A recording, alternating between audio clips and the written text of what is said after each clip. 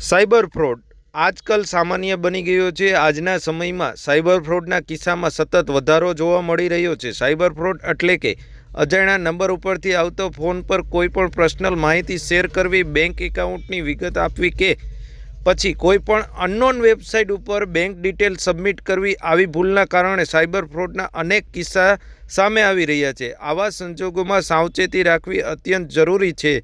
કોઈપણ વ્યક્તિને પોતાની પર્સનલ વિગત કે ઓટીપી કોઈને આપવી નહીં। આવો જ કિસ્સો સાપર-વેરાવળ વિસ્તારમાં નોંધાયો હતો, જેમાં સાયબર ફ્રોડના ભોગ બનેલા નાગરિકોના નાણાં તેરા તુજકો અર્પણ કાર્યક્રમ અંતર્ગત પરત આપવામાં આવ્યા હતા, જેમાં એક નાગરિકના 14,900 તેમજ અન્ય નાગરિકના 24,441 રૂપિયા સાયબર ફ્રોડ પાસેથી રિફંડ મેળવી સાપર-વેરાવળ પોલીસે મૂળ માલિકને પરત સોંપ્યા હતા। જો તમે પણ પોતાના નાણાં સુરક્ષિત રાખવા માંગતા હોય તો કોઈ પણ પર્સનલ માહિતી કે ઓટીપી શેર કરતા પહેલાં સંપૂર્ણ રીતે વેરીફાઈ કરવું અનિવાર્ય છે।